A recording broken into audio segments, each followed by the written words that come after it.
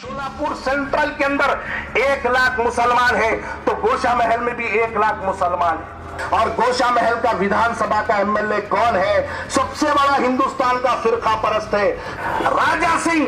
बार बार गोशा महल से एमएलए बनता, लेकिन एमआईएम के सदर असदुद्दीन ओवैसी और अकबरुद्दीन ओवैसी उसके खिलाफ इलेक्शन पर लड़ना दूर की बात है, उसके खिलाफ कैंडिडेट तक नहीं डालते।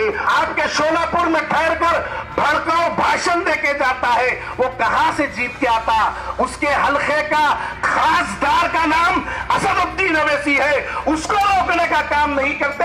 लेकिन ये भाई जो हिंदू मुसलमानों को 30 साल से खिदमत करते आ रहा, उसके खिलाफ लाकर यहां पर एक कैंडिडेट खड़ा करते हैं। ये जज्बाती बातें कुछ लम्हे के लिए अच्छी लगती है, जज्बाती तकरीरें हम भी बहुत कर सकते हैं। मैं भी हैदराबाद से आया, मैं भी वही खाना खाता हूं, मैं भी उसी लहजे में बोल सकता हूं, लेकिन उसके नुकसान है, उसका कोई फायदा नहीं है। मेरे वो जज्बात ये लफ्जों से हिंदू और मुसलमानों में नफरतें फैलाए, तो बताओ क्या मेरा फर्ज क्या बनता है? क्या मैं हिंदू और मुसलमानों में नफरत फैलाने वाली बात करूं, या हिंदू और मुसलमानों को गले लगाने वाली बात करूं? क्या हम कभी 2014 से या 2012 से पहले मॉब लिंचिंग का जिक्र कभी सुने थे? कभी नहीं सुने थे।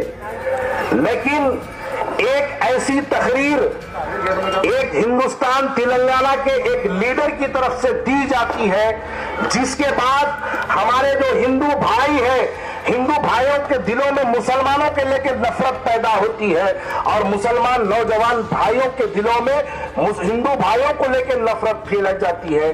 उसी तकरीर का जिक्र फिर आपके शहर शोलापुर के अंदर आज से 2 दिन पहले किया गया।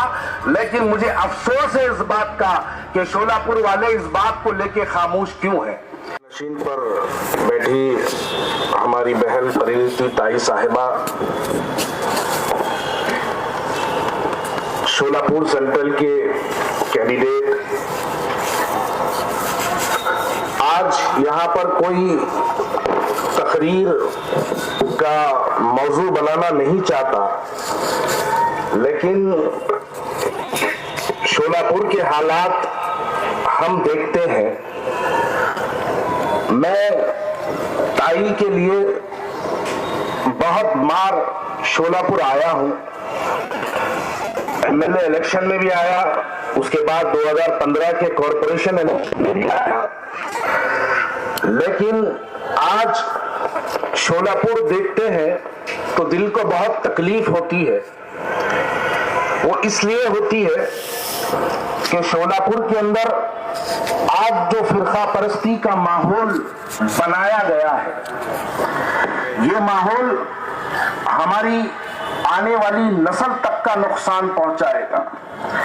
मैं ताई से इजाजत लेते हुए कुछ और आगे की गुफ्तगू करना चाहता हूं।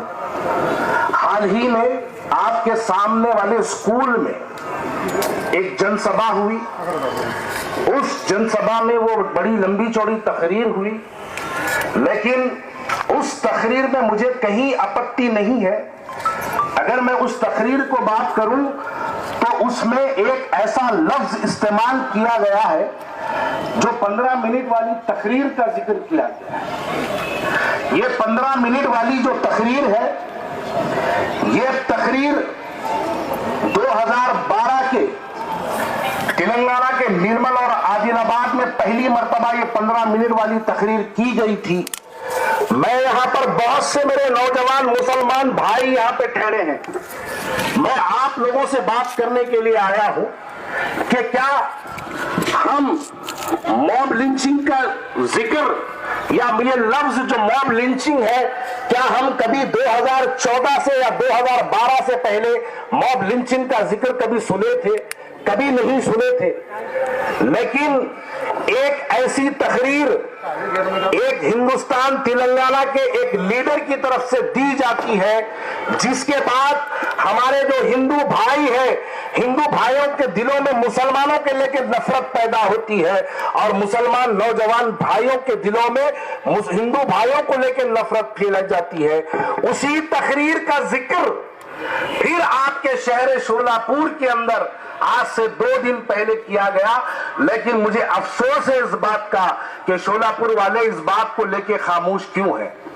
देखिए, बहुत सी बातें हैं करने की, लेकिन मैं ज्यादा गुफ्तगू नहीं करूंगा। ताई यहां पर बैठी है, ताई से आपको सुनना है, लेकिन मैं सिर्फ एक सवाल करना चाहता हूं कि हैदराबाद से 300 किलोमीटर दूर शोलापुर को आते हैं और शोलापुर की तकरीर में कहते हैं कि मैं भाजपा को रुकाने के लिए आया। हैदराबाद से उत्तर प्रदेश जाते हैं तो उत्तर प्रदेश में जाके कहते हैं कि मैं भाजपा को रोकने के लिए आया। लेकिन ताई, क्या आप जानते हैं हैदराबाद में एक विधानसभा है, उसका नाम गोशा महल है। दारुसलाम जो हैदराबाद का इनका MIM का जो हेड ऑफिस है वो गोशा महल में आता है। और गोशा महल का विधानसभा का MLA कौन है? सबसे बड़ा हिंदुस्तान का फिरका परस्त है।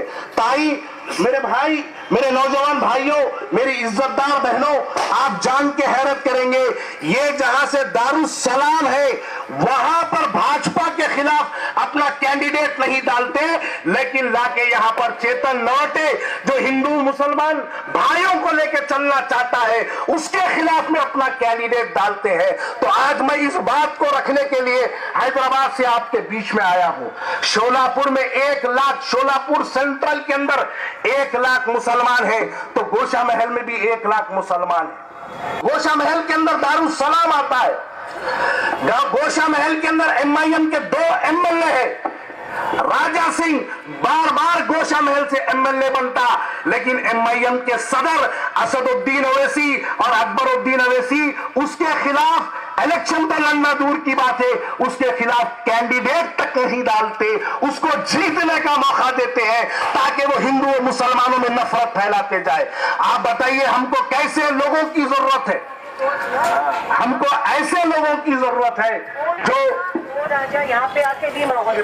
बेशक ताई ने बिल्कुल सही कहा कि वो राजा यहाँ पर भी आके माहौल खराब करा, ये वो नांदेड़ भी जाके माहौल खराब करता है, ये बॉम्बे भी जाके माहौल खराब करता है, वो उत्तर प्रदेश भी जाके माहौल खराब करता है, आपके शोलापुर में ठहर कर भड़काऊ भाषण देके जाता है। वो कहां से जीत के आता? उसके हल्के का खासदार का नाम असदुद्दीन ओवैसी है, उसको रोकने का काम नहीं करते। लेकिन ये भाई जो हिंदू मुसलमानों को 30 साल से खिदमत करते आ रहा, उसके खिलाफ लाकर यहां पर एक कैंडिडेट खड़ा करते हैं।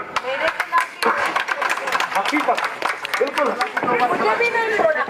ताई को भी नहीं छोड़ा, ताई के खिलाफ ही 2 मरतबा कैंडिडेट डाला। अब आप बताइए, यहां पर क्या MIM शोलापुर इलेक्शन जीत सकती है?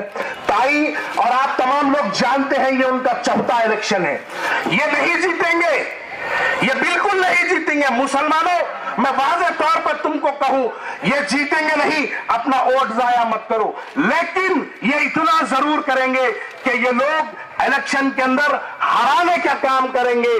बिजनौर में समाजवादी पार्टी ने एक कैंडिडेट को टिकट दिया जिसका नाम नीरज चौधरी है। ये नीरज चौधरी, आप मेरे इस अल्फाज को नोट करिएगा, नीरज चौधरी 94,990 वोट्स लेता है। कितने? 94,990 वोट्स समाजवादी का कैंडिडेट टिकट लेता है। और उसी कॉन्स्टिट्यूंसी में भारतीय जनता पार्टी का भी एक कैंडिडेट है, उसका नाम सूची जो कैंडिडेट है वो 96,310 वोट्स लेता है। तो यहां पर कितने वोटों से समाजवादी का हारा और भाजपा का जीता? बोलिए कितने वोटों से? 2000। अब वहां पर उसी कॉन्स्टिट्यूंसी में MIM का भी एक कैंडिडेट है, उसका नाम मुनीर अहमद। आप जान के हैरत करेंगे ताई, मुनीर अहमद 2228 वोट लेता है।